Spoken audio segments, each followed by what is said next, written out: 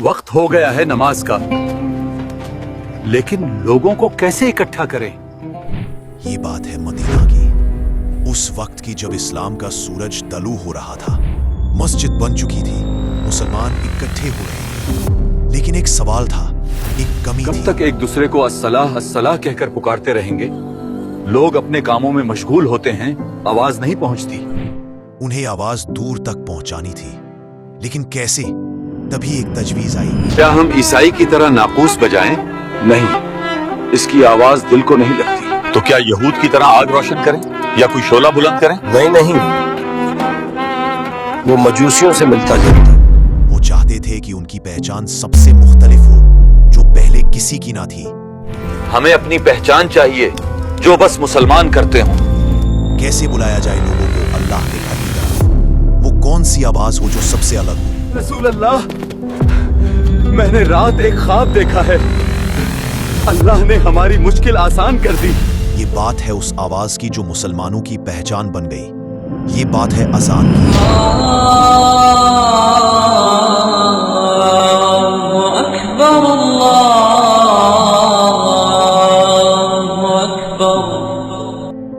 बचपन से हम अजान सुनते आए हैं, मदरसों में, घरों में। जब कोई ये बताता है कि असल में अजान की जरूरत क्यों पेश आई और क्यों अल्लाह ने उसके अल्फाज एक सहाबी को ख्वाब में सिखाए। मदीना में मुसलमान अब एक कुत बन रहे थे, लेकिन जब नमाज का वक्त होता तो सब परेशान हो जाते।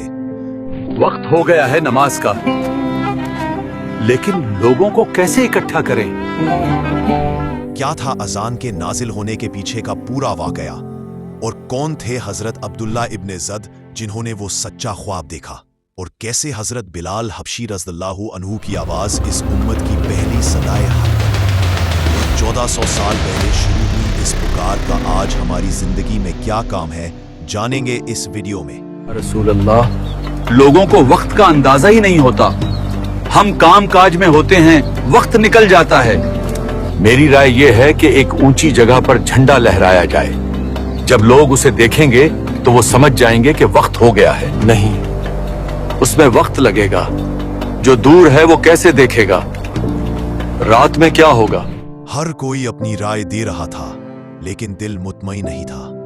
नबी करीम भी इस सिलसिले में फिक्रमंद थे। ये वो हालात थे जब मुसलमान अपनी अलग पहचान, अपनी अलग शान और अपनी इबादत के लिए एक पाकीज़ा निज़ाम चाहते थे। वो चाहते थे एक ऐसी पुकार जो सिर्फ वक्त की खबर ना दे, बल्कि दावत भी दे। और फिर इन्हीं सोचों में गुम एक सहाबी हजरत अब्दुल्ला इब्न ज़ैद अपने घर लौटे। यह वो दौर था जब सहाबा को दीन की इतनी फिक्र थी कि उनके ख्वाब भी वहीं का हिस्सा बन गए।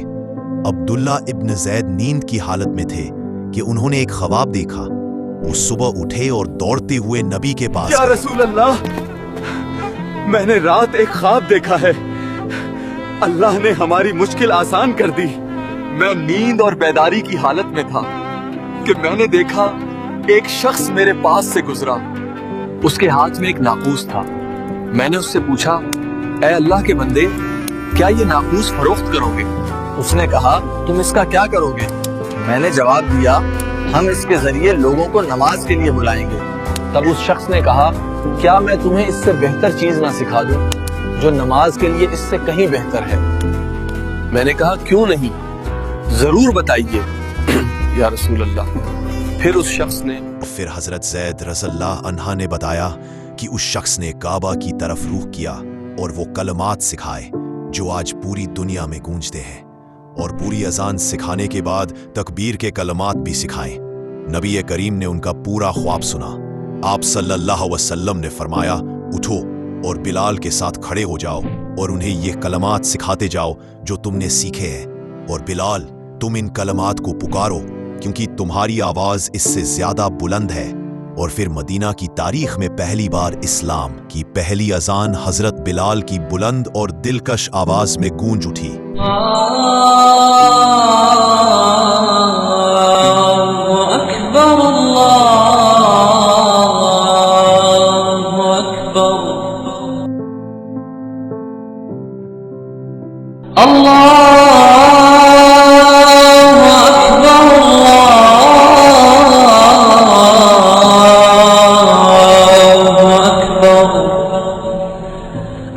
أشهد أن لا إله إلا الله أشهد أن لا إله إلا الله أشهد أن محمدا رسول الله. मदीना की गलियों में लोग हैरान होकर उस नई पुकार को सुन रहे थे, लेकिन ये कलमात ख्वाब में देखने वाले सिर्फ हजरत अब्दुल्ला बिन जैद ही नहीं थे, बल्कि हजरत उमर फारूक ने भी बिल्कुल ऐसा ही ख्वाब देखा था। जब उन्होंने यह आवाज सुनी तो वो सीधा नबी करीम की खिदमत में हाजिर हुए और अर्ज किया, या रसूल अल्लाह, उस जात की कसम जिसने आपको हक के साथ भेजा है, मैंने भी ख्वाब में बिल्कुल यही कलमात देखे हैं जो बिलाल पुकार रहे हैं। यह था अजान का आवाज, ना आग, ना झंडा, ना घंटी। यह अल्लाह का तरीका था। ये वो पुकार थी जिस पर दो अजीम सहाबा के ख्वाब थे। चलिए अब इस पुकार को समझते हैं आसान तरीके से। देखिए, सबसे पहले यह समझना जरूरी है कि अजान सिर्फ टाइम टेबल नहीं है कि चलो भाई नमाज का टाइम हो गया। नहीं, ये एक मुकम्मल दावतनामा है, ये एक ऐलान है। अल्लाहु अकबर, अल्लाहु अकबर। अजान के शुरू में कहा जाता है अल्लाह सबसे बड़ा है, और यह 4 मर्तबा क्यों कहा जाता है? क्योंकि जिस वक्त अजान होती है तुम कुछ भी कर रहे हो, तुम अपने बॉस के सामने हो, तुम कोई बहुत बड़ी बिजनेस डील क्लोज कर रहे हो, तुम दुनिया के सबसे जरूरी काम में हो। अजान कहती है रुक जाओ, जो कुछ तुम कर रहे हो अल्लाह उससे बड़ा है। जिस काम के लिए तुम्हें बुलाया जा रहा है वो उससे बड़ा है, और जो बुला रहा है वो सबसे बड़ा है। उसके बाद अजान में कहा जाता है अशहदु अन ला इलाहा इल्लल्लाह, मैं गवाही देता हूं कि अल्लाह के सिवा कोई इबादत के लायक नहीं। यह सिर्फ चंद अल्फाज नहीं है, यह उस मक्का और मदीना के दौर का सबसे बड़ा और बुनियादी पैगाम था। यह ऐलान उस वक्त किया गया जब खुद काबा के अंदर 360 बुत रखे थे और लोग उनकी फौजा करते थे। इस माहौल में यह आवाज बुलंद हुई जो ऐलान करती थी कि यह सब बुत, यह सारी ताकतें फानी है। यह गवाही एक इनकलाब था जो यह ऐलान कर रही थी कि हर किस्म की पढ़ाई, हर किस्म की इबादत सिर्फ और सिर्फ एक अल्लाह के लिए है। यह कलमा अजान का दिल है। अशहदु अन्ना मुहम्मदर रसूलुल्लाह।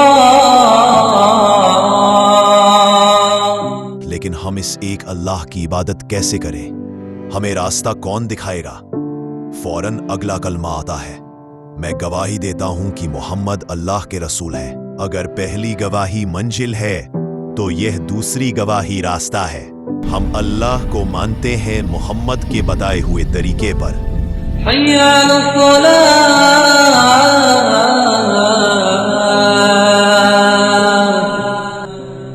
हय्य अला फलाह।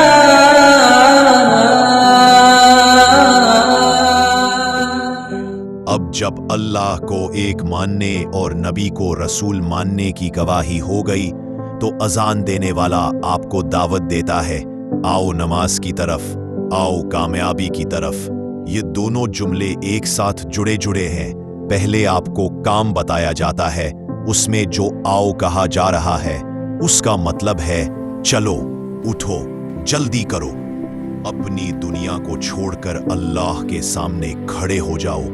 लेकिन क्यों आए? हमें क्या मिलेगा? अगला जुमला उसका नतीजा बताता है, आओ कामयाबी की तरफ। ये कामयाबी सिर्फ दुनिया की नौकरी या पैसा नहीं है, ये दुनिया का हकीकी सुकून और आखिरत की हमेशा की जीत, जन्नत है। गोया अल्लाह ताला 5 वक्त ऐलान करवा रहे हैं कि आओ नमाज पढ़ो, क्योंकि तुम्हारी असल हकीकी और हमेशा रहने वाली कामयाबी उसी नमाज में है। अल्लाहु अकबर, अल्लाहु अकबर, ला